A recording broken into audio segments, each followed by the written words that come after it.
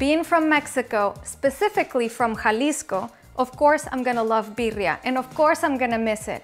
But living where I live, finding the ingredients and finding even places that make it originally or traditional are not that easy. So today I'm gonna make a version of beef birria that's practical, easy, and super delicious at home. So let's get started.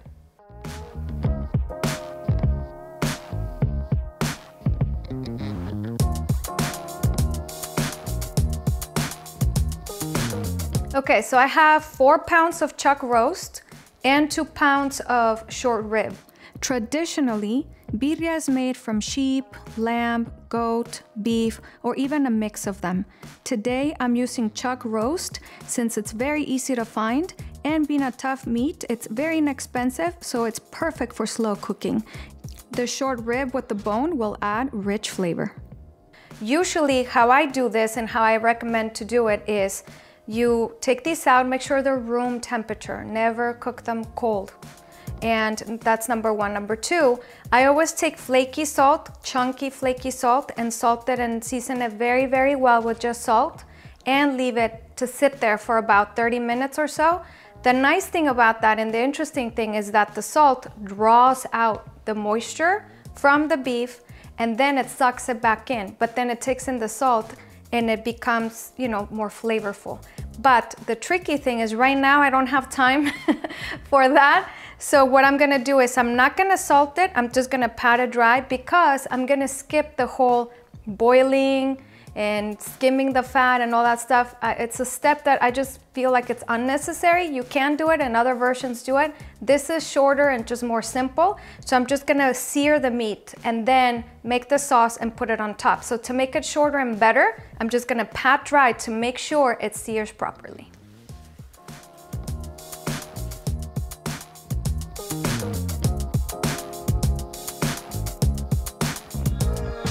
So as the meat gets to room temperature, in the meantime, let's make the sauce. Heat water for the chiles to soak them and warm up a skillet to medium heat while you prep the chiles. Okay, so for the sauce, we're just using some dried chiles and spices. That's all that is. I have 8 guajillo peppers and 4 ancho, chile ancho peppers.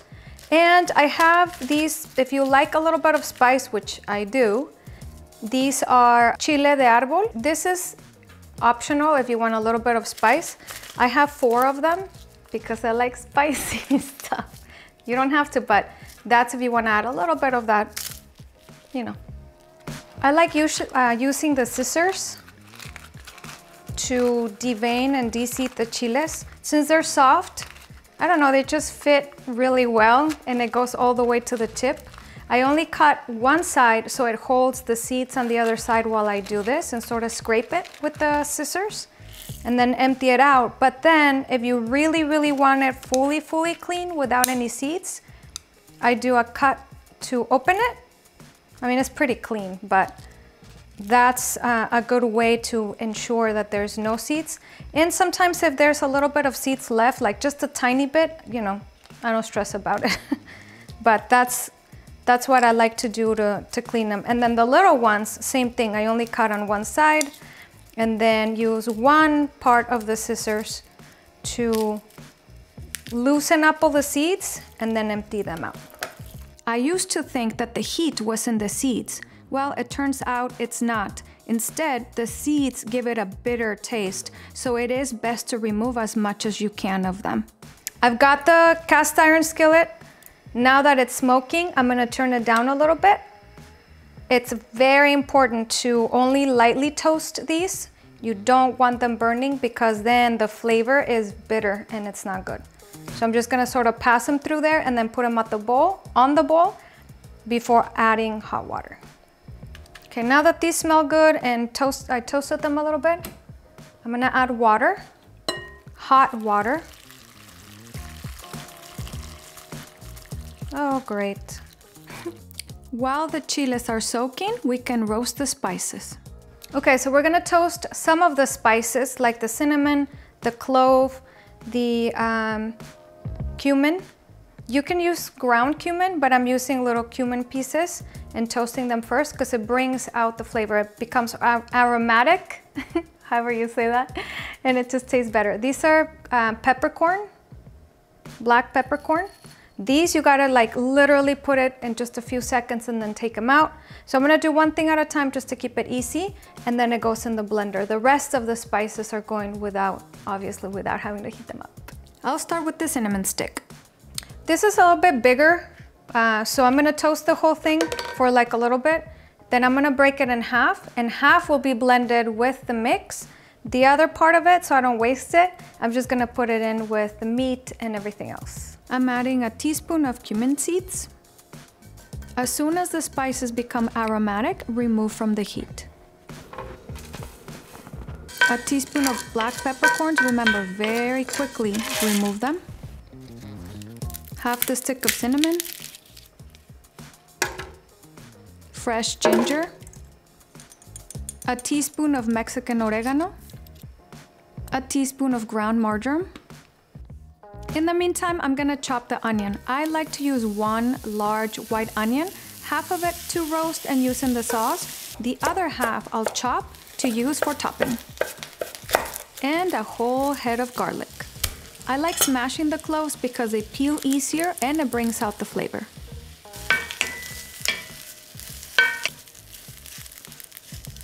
Obviously, since the garlic cloves are different size, some are bigger, some are smaller, you want to keep your eye on, plus you put them in at different, I put them in at different times.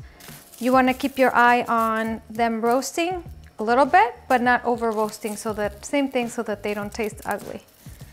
So you start taking everything out as it's ready, then you put it in the blender. And last, 2 Roma tomatoes.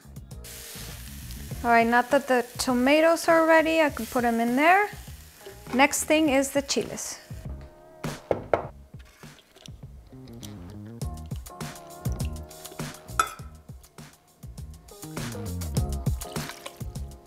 Okay, this is half a cup of white vinegar. And if you like using bouillon, I do. So I used, you can use chicken bouillon or beef bouillon. I used a little bit of both. Some salt. A little bit of salt. I'm using a very high-speed blender, so the sauce will be very, very smooth. However, if you're not, just make sure to strain the sauce before adding it to make sure that any seeds or pieces are completely removed.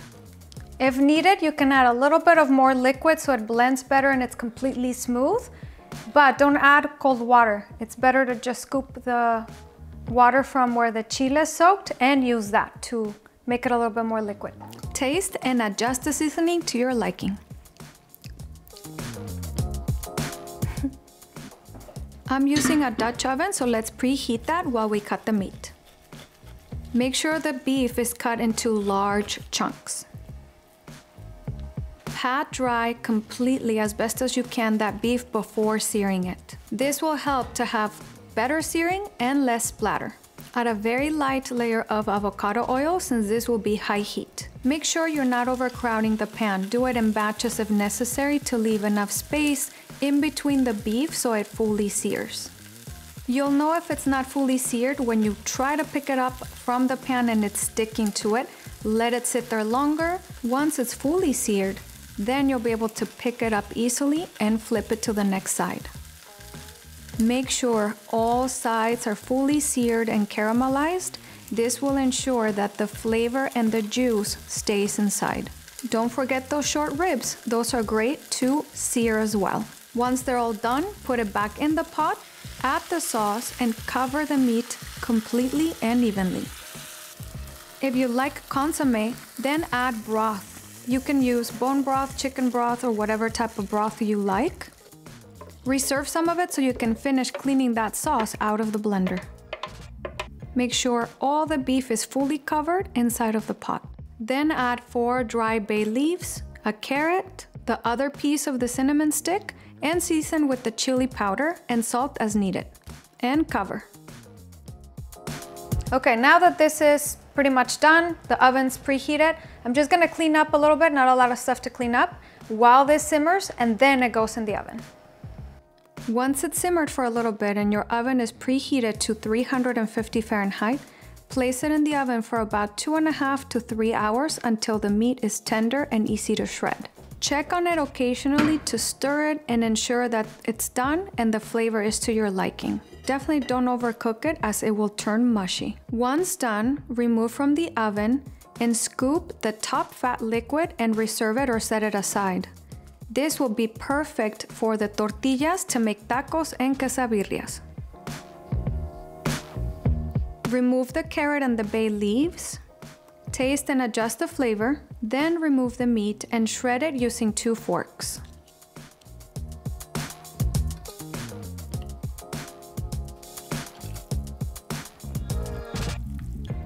Now comes the best part, making those tacos look like street tacos.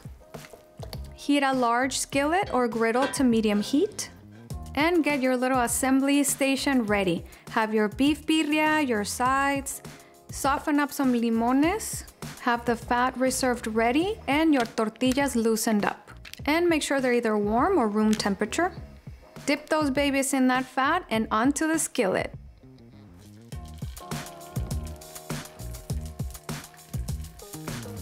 Make sure to leave them there long enough so that they get crunchy and not soggy so they don't break. Flip and do both sides. I added parchment paper to the plates because let's face it, this makes them feel like street tacos. Time to assemble them. Add the beef.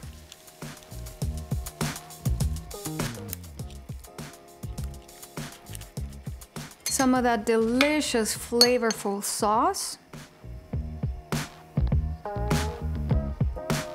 Some delicious white chopped onions and of course cilantro. And some lime wedges cut long ways. Look at that. Is your mouth watering yet? And for the quesadillas or quesabirrias or mulitas, it's very simple. Same process, you just add some cheese. I'm using Oaxaca, queso Oaxaca, or you can just use a really good melting cheese of your choice.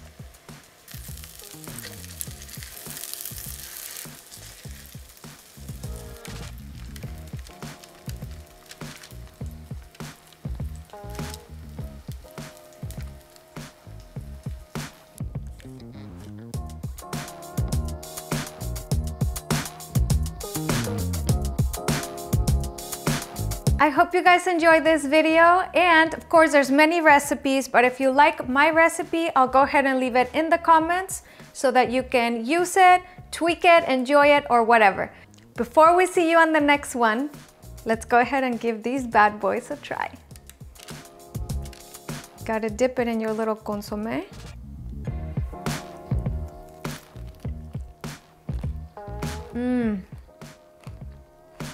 This is so good.